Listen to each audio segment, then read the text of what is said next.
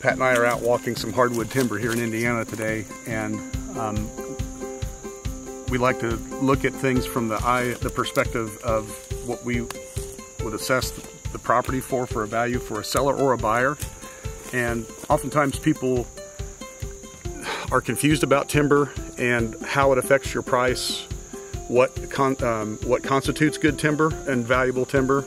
And if you don't really have an eye for identification, it doesn't really take a lot of practice, especially if you can get a good manual. Heck, there's apps on your phone these days that are you can scan or a snapshot of a leaf of a tree or a shrub, and it can help you identify it. But here in Indiana, where we're at currently, white oak is king. Red oak is still a valuable tree. Hickories are valuable to a certain extent. The markets go up and down for all these, but white oak is always at the top. Black walnut is hugely valuable, always has been, probably always will be. Tulip poplar, which is a really common tree here, it grows quickly and creates great trim boards. Yes, it does. Very good barn siding and things like that. But Pat, what do you see? You're from kind of northwestern Indiana. It's probably the same trend that you see up there that I do here in central and eastern Indiana, as far as... Yeah, we have a lot less poplars up north, it seems like. It seems like down in the central part, or the southern part, kind of get south of 40. There's a whole lot more poplars down in this area than there are up north. We have a lot more oaks and hard maples and things of that nature. We have a lot of hard maple, a lot of soft maple, which isn't good for a whole lot, right, you know, so those need to come out. But so yeah, we don't have, it's a little bit different, you know, different lay of the land, right, on the northern section of the state, for sure. Temperament, climate, soils, everything contributes to what trees find that as a desirable environment to grow in. This white hickory here, people call it a pig nut hickory, is a great tree. I mean, this thing is probably pushing close to 20 inches in diameter at breast height, and this would be a tree that would be considered marketable to a timber company. So we've done videos in the past about how to assess timber, and you know, utilizing the services of a consulting forester to make sure that you get good advice. But if you're in the market for property, and one of the things that can add value for you now, immediately on return, or over time if it's managed correctly, is the timber on the property.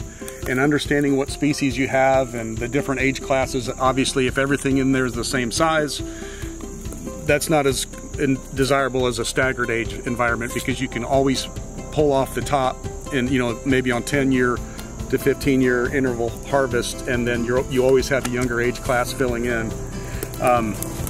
A renewable resource is exactly what it is. Right. If you manage your property correctly, and you know, the best thing that you can do for your property is to have some logs cut out. It lets this open concept that we have in this woods now, with the canopy that's overgrown, once you cut some trees, your early successional forest comes back in, and it starts to give more things for deer to eat, and the turkeys to eat, and all wildlife to use. So, and it makes it a healthy forest again. Right now, this isn't what we would consider a, you know, quote unquote healthy forest, you know, because of it's an old, I shouldn't say old growth, but in this day and age, it's a closed mature timber. Over your shoulder to this side, it's just dirt and leaves up the hill here. It is a little bit more open here. There's some sunlight, obviously you see some green, but you exactly nailed it. It's food and cover. All that is just released by sunlight. Right. That's the restricting factor that causes this dead understory, as sunlight is not getting down. People have a hard time cutting trees sometimes. It's an emotional thing, but as you said, it's a renewable resource, and it's actually the best thing for the wildlife on your property. So you are being a manager of the environment by taking off the top, allowing the younger age classes to fill in. It's a life cycle. Absolutely. You know?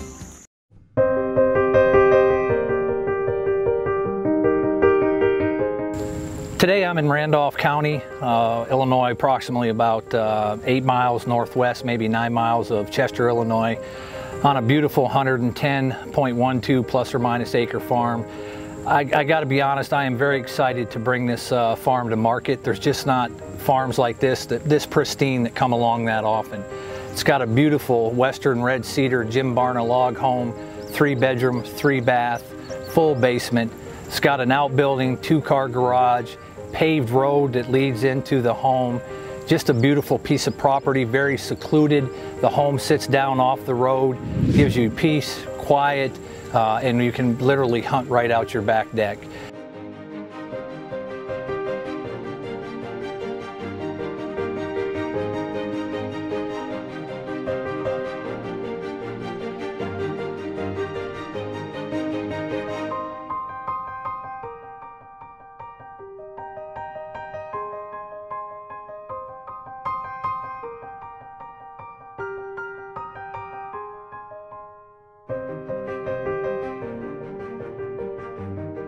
As you work your way back west on this farm, you come across Gravel Creek.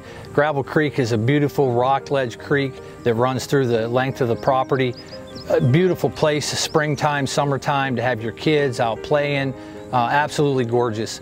I cannot say enough good things about this farm. It's probably one of the best farms I've ever looked at. The video itself will speak for the property.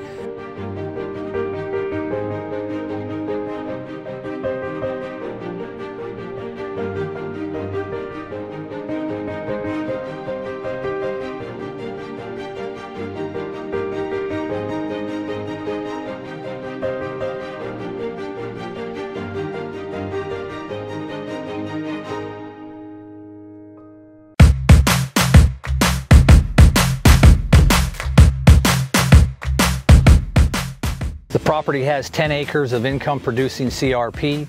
Along with that CRP, there's also additional fields in the back that are currently not in tillable or in CRP, but however, you can bring that property back in to tillable, or you can put it in CRP. However, as a hunter, I got to tell you, I get excited when I go back, as the old saying goes, on the back 40, which is truly a back 40, where the established food plots already meet the timber's edge.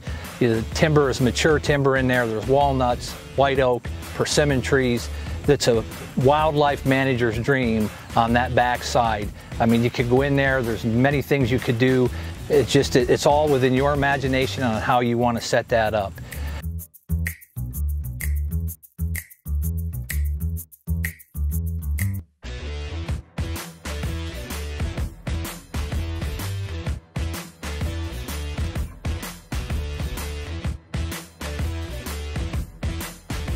I'm Rod Shepard with Base Camp Country Real Estate. My phone number is 217-801-5730.